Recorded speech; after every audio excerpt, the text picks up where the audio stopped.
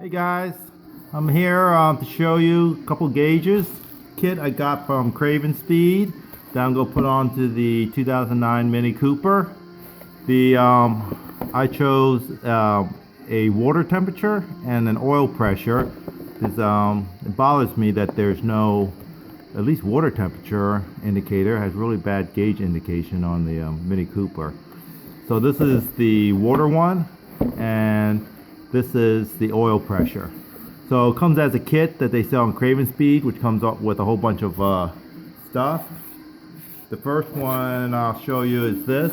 It comes in the kit. It comes with a oil pressure gauge sensor that goes with the oil pressure monitor.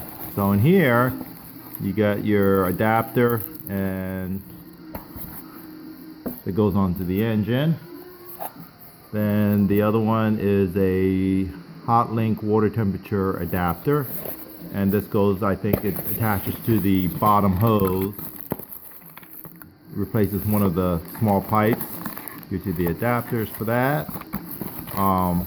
The actual sending units are inside the boxes with the gauges.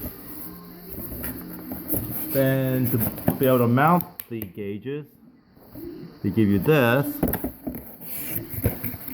which has this bracket, and it allows you to attach these on it.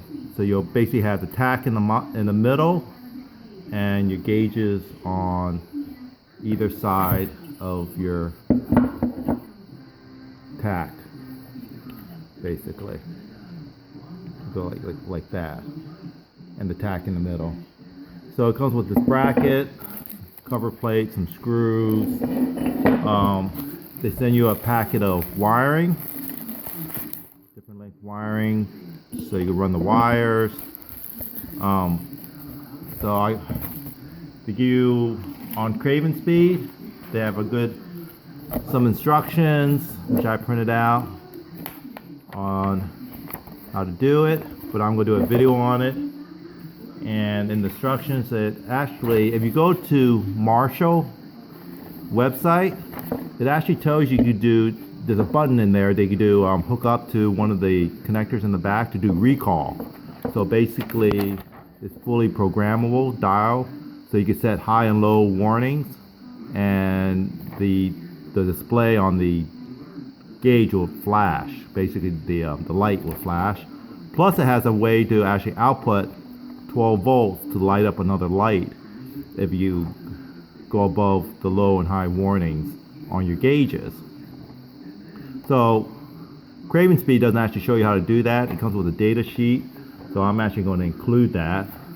So basically I had to map out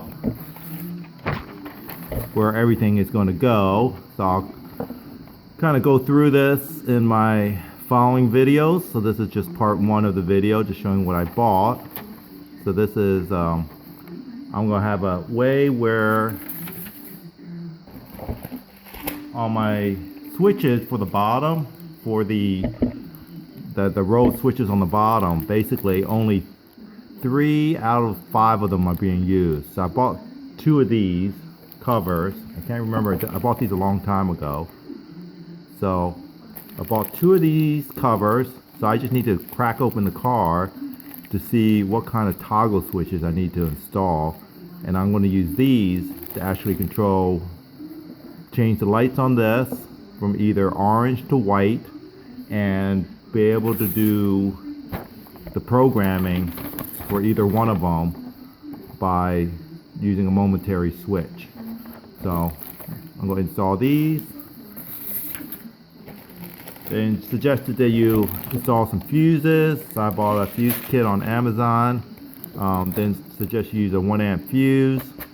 So I need a couple of those. Came with this kit.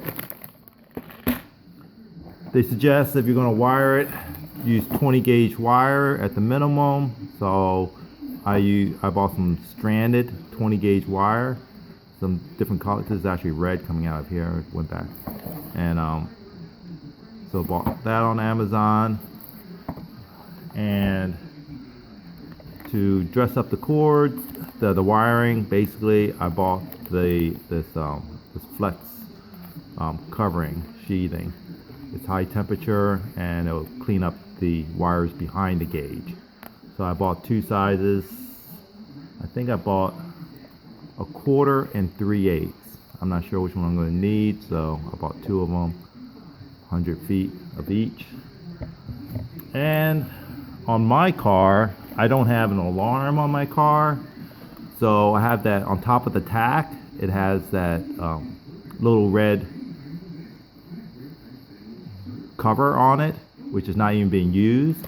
So that's where I'm going to actually attach the warning light. If you go high or low on the gauges, it'll go and light that up. So I picked up some LED strips. This LED strip actually allows you can cut them.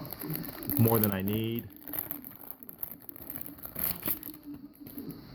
So it allows you to cut every 3 LED lights.